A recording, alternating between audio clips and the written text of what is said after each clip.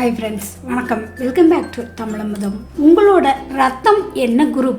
என்னடா இப்படி ஒரு கேள்வி கேட்குறீங்களே அப்படின்னு நினைக்காதீங்க. உங்களோட ரத்தத்தின் குரூப் அறிந்து உங்களை பற்றி கூற முடியுங்க. சந்தேகம் அப்படின்னா தொடர்ந்து இந்த வீடியோவை பாருங்க.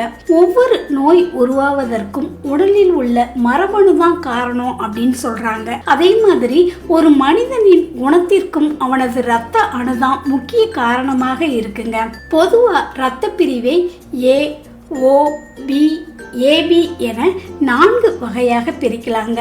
வெவ்வேறு நாட்டின் மக்கள் கணக்கெடுப்பில் வெவ்வேறு விதமான இரத்த பிரிவு அதிகளவில் இருக்கு. அதை கணக்கிட்டு மக்கள் எந்த சூழ்நிலையில் வாழ தகுதியானவங்க, அவங்களோட தனிப்பட்ட குணங்கள் என்ன என்பதை கணக்கிடப்படுதுங்க.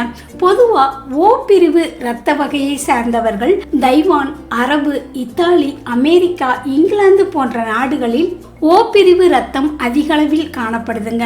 இவங்களோட குணங்கள் எப்படி இருக்கும் அப்படின்னா, எப்படியும் உயர்வாக வாழணும், வெற்றியே குறிக்கோள் அப்படின்னு வாழ்வாங்க. இருந்தாலும் கொஞ்சம் விளையாட்டுத்தனம் இருக்குங்க.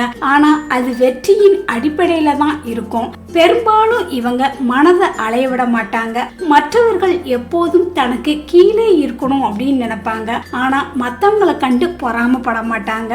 வெற்றியா தோல்வியா என சபதம் போட்டு முன்னேறுவாங்க. ஆனா அங்க வெற்றி தான் குறிக்கோளா இருக்குங்க.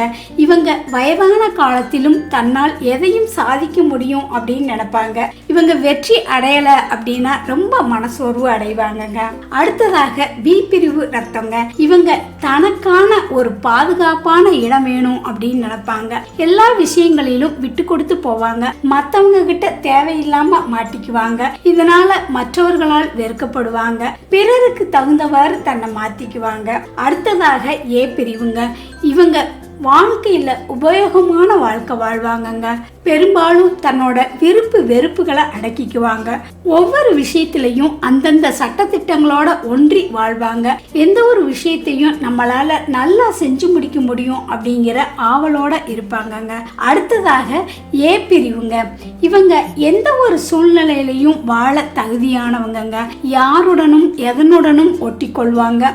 எல்லார்கிட்டையும் அன்பா பாசமா பழகுவாங்க. ஒவ்வொரு விஷயத்திலையும் ஆழமா கலந்துக்குவாங்க. ஆனா அதிக நேரம் தூங்குவாங்கங்க. தூங்கியே இவங்க விரைவில் தளர்ச்சி அடைஞ்சிருவாங்க. இப்போது நம்புறீங்களா? உங்களுக்கு எந்த வகையான ரத்த பிரிவு இருக்கு, உங்களோட குணங்கள் இதோட பொருந்தி போகுதா அப்படின்னு மறக்காம கமெண்ட் பாக்ஸ்ல கமெண்ட் பண்ணுங்க.